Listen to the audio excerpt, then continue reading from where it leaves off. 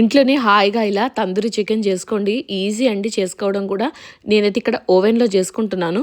ముందుగా ఒక బౌల్ తీసుకొని దాంట్లో 3 టేబుల్ స్పూన్ల పెరుగు, 1 టేబుల్ స్పూన్ ఉప్పు, 1 టేబుల్ స్పూన్ వరకు నాటు కారం వేసుకున్నానండి. అలాగే 1 table spoon Kashmiri red chilli powder, కొద్దిగా గరం మసాలా, పసుపు, తర్వాత ధనియాల పొడి, జీలకర్ర పొడి, అల్లం వెల్లుల్లి పేస్ట్ అండి. దీంట్లో నేను మిరియాల పొడి వేసుకుంటున్నాను, మంచి ఫ్లేవర్ వస్తుంది. అలాగే చికెన్ మసాలా, తందూరి మసాలా అన్నీ వేసేసుకొని నిమ్మరసాన్ని ఒక హాఫ్ చెక్క పిండి వేసుకున్నానండి. దాంతోపాటుగా కసూరి మేతి కూడా వేసుకొని నేను కొంచెం ఆలివ్ ఆయిల్ ఇక్కడ యాడ్ చేసుకుంటున్నానండి. మీరు ఆలివ్ ఆయిల్కి బదులుగా రెగ్యులర్ ఆయిల్ కూడా వేసుకోవచ్చు.